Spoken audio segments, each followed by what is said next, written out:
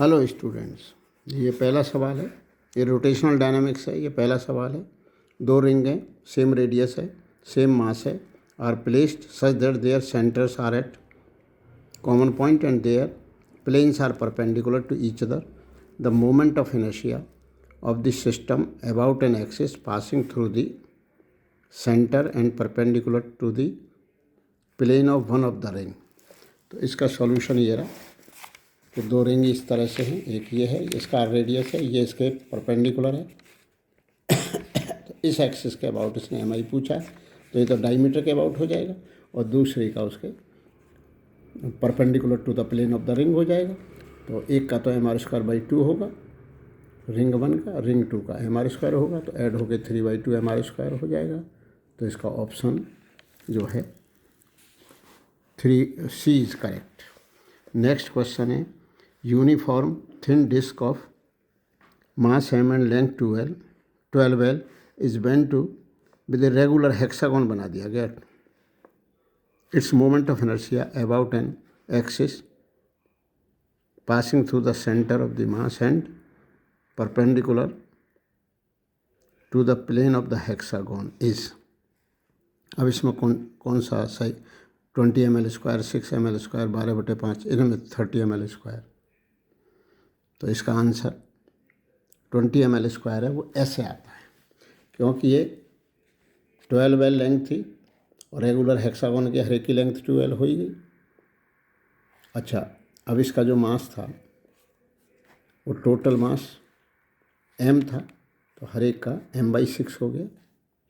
अब हम इसके अबाउट mi पूछ रहे हैं जो एक्सिस परपेंडिकुलर है, तो हम इस रॉड का इसके अबाउट कैलकुलेट करके md² जोड़ देंगे.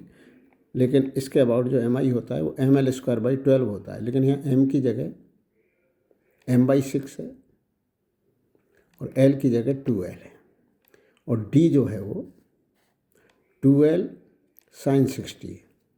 तो md² जोड़ देंगे. तो एक का निकाल लेते हैं, उसका 6 टाइम्स कर देंगे. तो अब जो है M I of bar A B about an axis A B passing through and perpendicular to the plane of the क्या होगा m2l का होल स्क्वायर बाई 12 जो इसके अबाउट हो गया, md² जोड़ दो. तो ml²/12 होता है, l की जगह 2l है, तो ये हो जाएगा. अब ये जो है 2l की sin 30 है, तो √3l, तो ये ऐड कर दिया गया 10/3 ml² आ गया. इसका 6 टाइम कर दीजिए, हर रॉड का इतना है, तो 20 ml² हो गया. 20 ml² यहाँ पर ऑप्शन ए इज़ करेक्ट. अब नेक्स्ट सवाल है, moment of inertia I of solid sphere about an axis parallel to a diameter and at a distance x from center of the mass varies as. तो ये बहुत easy सवाल है. Solid sphere का उसका डायमीटर के अबाउट मोमेंटम से 2/5 mr² होता है. तो कोई एक्सिस है जो x दूरी पर है, तो उसके अबाउट mi क्या होगा, ICM + md². तो mx² जोड़ दिया. अब इसमें मोमेंट ऑफ इनर्शिया और x में रिलेशन पूछ रहा है, तो जितना x ज़्यादा होता जाएगा मोमेंट ऑफ इनर्शिया बढ़ता जाएगा. लेकिन ये इक्वेशन लीनियर तो है नहीं, स्क्वायर में तो बढ़ेगा, तो फिर ये इस तरह से बढ़ता जाएगा. ये मिनिमम होगा 2/5 mr² जब x का मान 0 हो. तो ऑप्शन ए इज़ करेक्ट.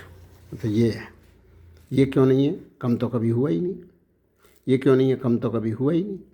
और स्ट्रेट लाइन का इक्वेशन है ही नहीं, क्योंकि उसमें x² आ रहा है, mx² ऐड हो जाएगा. नेक्स्ट प्रॉब्लम है, locus of all points in a plane on which the moment of inertia of a rigid body same throughout. तो किसी बॉडी का एम आई अपन ये चाहते हैं कि ऐसा लोकस बताओ कि सेम रहे. तो सेम तभी रहेगा जब वो लोकस सर्किल होगा. ये कोई बॉडी है, अब यहाँ पर कोई एक्सेस ले लिया तो mr² हो गया, यहाँ ले लिया तो mr² हो गया. अगर दूरी बढ़ा दोगे तो mi बढ़ जाएगा, इसलिए लोकस से सर्किल. तो इसका ऑप्शन जो है वो बी है.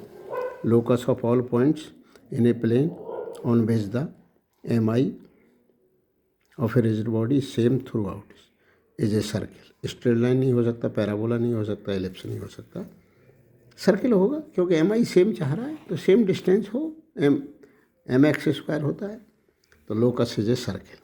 अब ये इस रॉड का the moment of inertia of a uniform rod of length 2L and mass m about an axis x axis passing through its centre and inclined at an. अगर एक्सिस यूँ होता तो इसका ml²/12 होता, लेकिन l की जगह 2L लिख देते, तो m×2L का होल स्क्वायर बाई 12 होता। लेकिन ये तो इंक्लाइंड है, तो इंक्लाइंड है तो ये परपेंडिकुलर डिस्टेंसेस कम हो गई, क्योंकि m moment of inertia mr² का समेशन होता है।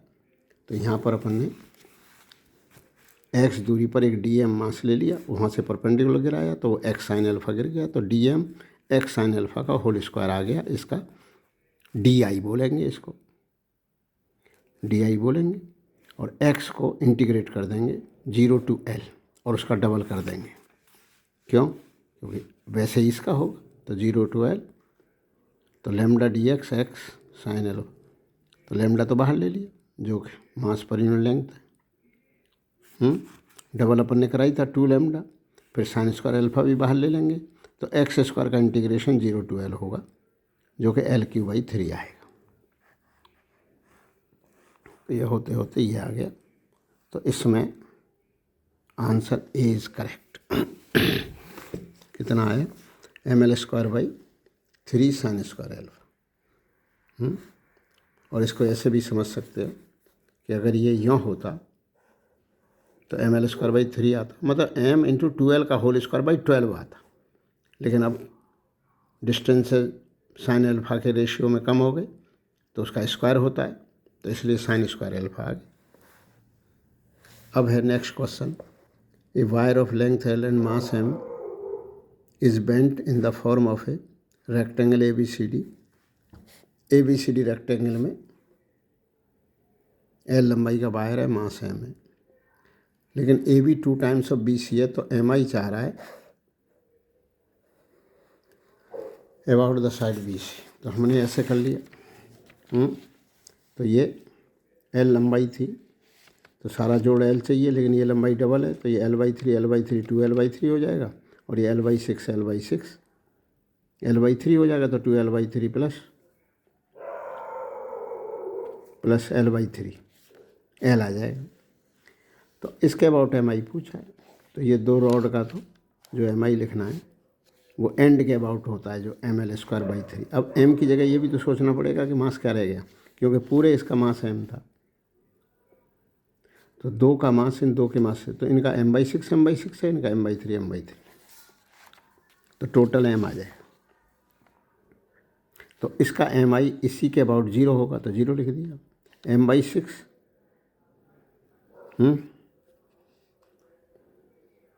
L/3 का होल स्क्वायर, वो किसका हो गया? m/6।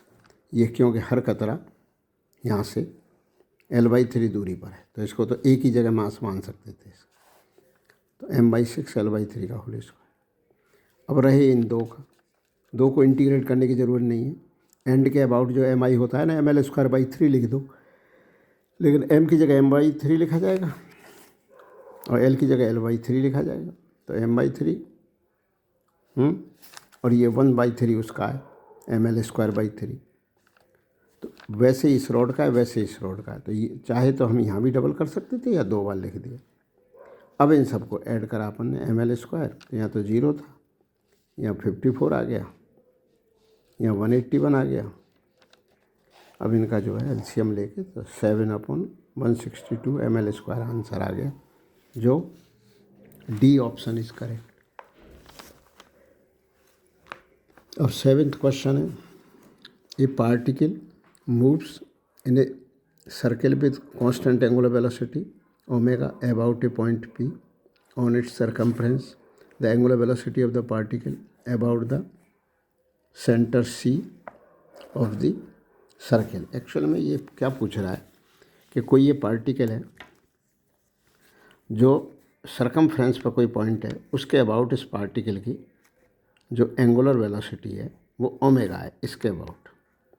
इसका नाम कुछ रख लो, n रख लो, n के अबाउट। ये पूछ रहा है इसके अबाउट क्या होगी, तो d θ/dt ओमेगा दे रखा है, तो ये जो एंगल घूमेगा डबल घूमेगा इससे, तो डी ऑफ टू थीटा और डी टी, तो ये 2 टाइम्स हो गया, 2 D theta by D T omega. तो उसी पार्टिकल की एंगुलर वेलोसिटी इसके अबाउट 2 ओमेगा है, या तो इसके अबाउट ओमेगा है, तो इसके अबाउट 2 ओमेगा। मतलब एंगल के चेंज होने की रेट, यहाँ पर थीटा एंगल है, यहाँ पर 2 थीटा है, तो एंगल के चेंज होने की रेट डबल होगी। तो आंसर इसका क्या हो गया? A option is correct. 2 omega. 2 equal and opposite forces act on a rigid body at a certain distance.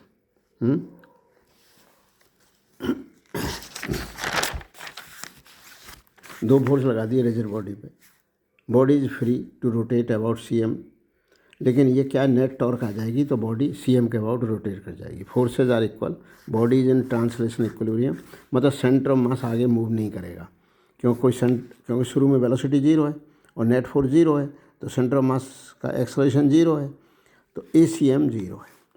लेकिन ये नेट टॉर्क आ जाएगी, free body always rotate about CM, तो the pivoted body rotate about pivoted axis, and अच्छा, in this case there is an torque if distance at which forces act are at different distances from CM, तो net torque आ जाएगी अगर forces different distances पे लग रहे हैं तो नेट टॉर्क आ जाएगी, तो net torque equal to I alpha, तो एंगुलर एक्सेलरेशन आ जाएगा। तो इसका जवाब हो जाएगा कि बॉडी जो है वो क्या करेगी, the body will rotate about centre of mass. अब 9th सवाल क्या है वो पढ़ लो। Uniform stick of length L and mass M lies on a smooth table, it rotates with angular velocity omega about an axis perpendicular to the table and through one end of the stick. The angular momentum of the stick about the end is this. अब इसमें angular momentum पूछा है, तो ये body इसके about rotate कर रही है, तो I ओमेगा हो गया। अब I क्या है, ml² by 3 × ओमेगा, तो ये चीज़ हो गई, तो B इज़ करेक्ट।